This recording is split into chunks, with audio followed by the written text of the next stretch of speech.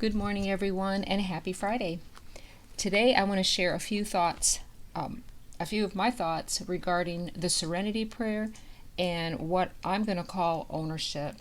And if anyone's ever heard of what they call the Serenity Prayer, let me just show you something real quick. One of my nieces gave me this beautiful coffee cup that has a Serenity Prayer. She gave this to me a few years ago, which I very much appreciate. And I'm going to go ahead, in case someone's never heard of this prayer, this is how it goes. It says, God, grant me the serenity to accept the things I cannot change, the courage to change the things I can, and the wisdom to know the difference. So that's what the Serenity Prayer is. And what came to me this morning that I'm going to share with everyone has to do with ownership, and I can only speak for myself. And to me, the definition of ownership means like if I've purchased a vehicle or if I've purchased anything, and then I own that, I have responsibility for that because it belongs to me. And how this ties in with the Serenity Prayer, the things that happen in in my own life, the things that I know that I need to change, that's not someone else's responsibility. That's my responsibility. And this morning, it's Friday, it's payday. I look at my budget, take care of things that I had that's part of my life, and one of those responsibilities was my electric bill, and that's what kind of spurred all these thoughts. And so when I called in to pay my electric bill, the same recording goes on. Make sure that you have your account number and your payment information available and ready so this transaction can go through like it's supposed to. So I have a notebook where I have all that information written down, and it's my responsibility. This is my place. This is my electricity, so it's my responsibility to make sure that all that information is ready. And something else that came to me, there's a verse that's very meaningful to me. It is in Philippians, and it's another thing that talks about ownership. And I'm going to read it from the Berean Literal Bible. And this was the Apostle Paul talking, and he said, therefore, my beloved, just as always you have obeyed, not only as in my presence, but now much more in my absence, work out your own salvation with fear and trembling. That verse came to me this morning also. And what really caught my attention was work out your own salvation. And it gets back with ownership again.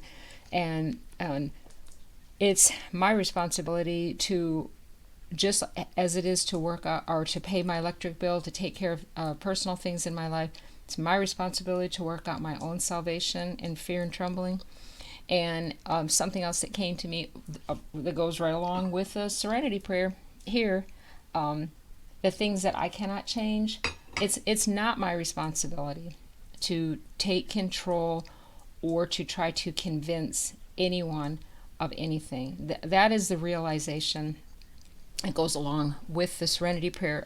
For me, it's kind of like that little epiphany moment. I can share things from my own life, my own testimony, but it's not my responsibility to try to control or to change. And that, with the Serenity Prayer, that's something that I can just release and let go of. But I do want to share one little testimony in the event that this will help someone else. Probably 8 or 9 years ago now, the Lord showed me that He told me that I was codependent. I don't know how else to explain this to someone except it was like a download of information. I was in kind of a negative situation, and I just heard God say to me, Peggy, you are codependent. I don't want you to be this way anymore. I had never heard of that word codependent before, ever. And so I was like, wow, what is this? So I went to the library and I started doing some research. I discovered what codependent means, And in a series of events, I had a coworker who was going to a church at that time that had a program called Celebrate Recovery. And so she invited me to that. I went to that program, and it was very, very helpful for me. And but one other thing that I wanted to share that is that I had a lot of opposition in my own journey of just understanding codependency and not being that way anymore. And like I said, I had a lot of opposition. I had a lot of people rejecting me, and because I just didn't want to be codependent anymore. I remember a couple times, one time in particular, I didn't have a vehicle at the time. I wanted to go to these Celebrate Recovery classes at this church, and I had to walk a good bit in the rain in order to go to that class. And the only reason I'm sharing this is that it's meaningful to me. I'm so thankful that I did those steps. I'm in a lot better place now than I was 10 years ago. And so I wanted to share these thoughts and encouragement. And I'm going to also post or share the Serenity Prayer on my Facebook page. So if anyone's ever heard of it, I just want to encourage you. It's a beautiful prayer. I don't know who the author is. Maybe I can try to find out. So those are my thoughts on this Friday, and I hope you all have a beautiful day. Thanks for listening. Bye.